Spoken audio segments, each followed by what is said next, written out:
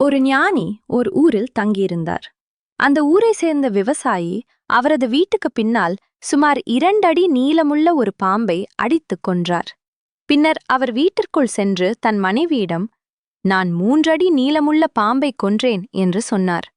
அதை கேட்டு அதிசயித்த மனைவி தன் பக்கத்து வீட்டு பெண்ணிடம், என் கணவர் சுமார் 5 அடி நீளமுள்ள பாம்பை தனி ஒருவராக அடித்துக் கொன்றார் தெரியுமா என்று பெருமையாக சொன்னார்.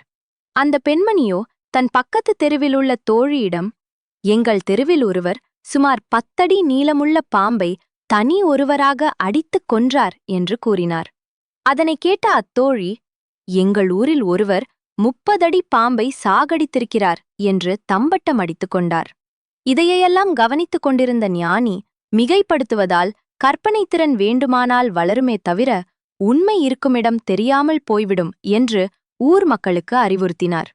அதை கேட்ட விவசாயி தான் 2ஐ 3ஆக்கியது இப்போது 30 ஆகிவிட்டதை அறிந்தான். ஆனாலும் 30 அடி பாம்பை கொன்ற பெருமையையும் விட்டுக் கொடுக்க அவனுக்கு மனமில்லை.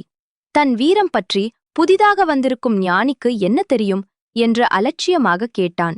உடனே ஞானி விவசாயின் 5 வயது மகனை அழைத்தார். உன் அப்பா 30 அடி பாம்பை கொன்றாரா என்று கேட்டார். ஆனால் அவனோ அவரை அதிசயமாக பார்த்துவிட்டு, செத்த பாம்பு வளருமா என்று கேட்டான். அதை கேட்டு ஞானி பெரிதாக சிரித்தார். தனது தந்தையார் பாம்பை கொன்றதாக சொன்னபோது ஓடிப்போய் பார்த்திருக்கிறான். அது வெறும் 2 அடி பாம்புதான் என்பதும் அவனுக்கு தெரிந்திருக்கிறது.